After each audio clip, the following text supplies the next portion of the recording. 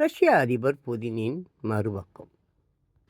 Putin அரசியலுக்கு வருவதற்கு முன் ரஷ்யாவின் உளவு அமைப்பான கேஜிபியில் முக்கிய பதவி வகித்தவர் என்பது பலரும் அறிந்தது. 1975 முதல் 15 ஆண்டு காலம் அங்குதான் இருந்தார்.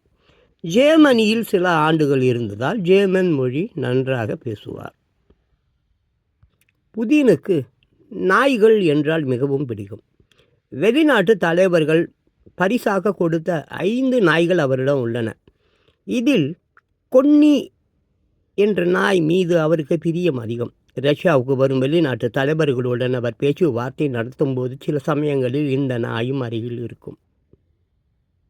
நேரம் தவறாமையை கடைபிடிக்கும் பழக்கம் புதினுக்கு கிடையாது என்றும் நிகழ்ச்சிக்கு சரியான நேரத்தில் வரமாட்டார் என்ற ஒரு குற்றச்சாட்டு அவர் மீது உண்டு. ஒரு முறை ரஷ்யா வந்திருந்த போப் ஆண்டவர் பிரான்சிஸ் புதினை சந்தித்து பேசினார். இந்த சந்திப்புக்கு புதின் குறித்த நேரத்தில் வராமல் 1 மணி நேரம் தாமதமாக வந்து பேசியது பேசு பொருளாக ஆனது. இதேபோல் இங்கிலாந்து ராணி எலிசபெத் மாஸ்கோ வந்தபோதும் நீண்ட நேரம் காத்திருக்க வேண்டியது ஆகிவிட்டது. இதனால் அவரும் தர்ம சங்கடத்துக்கு ஆளானார்.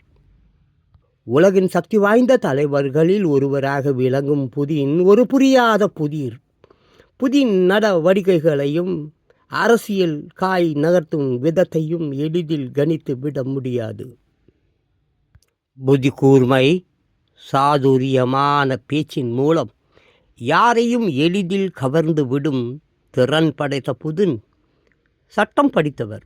பள்ளியில் படிக்கும் போதே ஜூடோ கற்றுக்கொண்டு தேசிய அளவிலான போட்டிகளில் பங்கு கொண்டுள்ளார். கராத்தேயில் பிளாக் பெல்ட் வாங்கி உள்ளவர். கால்பந்து மற்றும் ஐஸ் ஹாக்கி போட்டிகளை விரும்பி பார்ப்பார். ரஷ்ய அதிபர் புதினின் மறுபக்கம். 73 வயதிலும் கம்பீரமான தோற்றம். வலது கையை அசைக்காமல் நேராக வைத்துக்கொண்டு இடது கையை மட்டும் முன்னும் பின்னும் வீசியபடி வேகமாக நடக்கும் சுறுசுறுப்பு.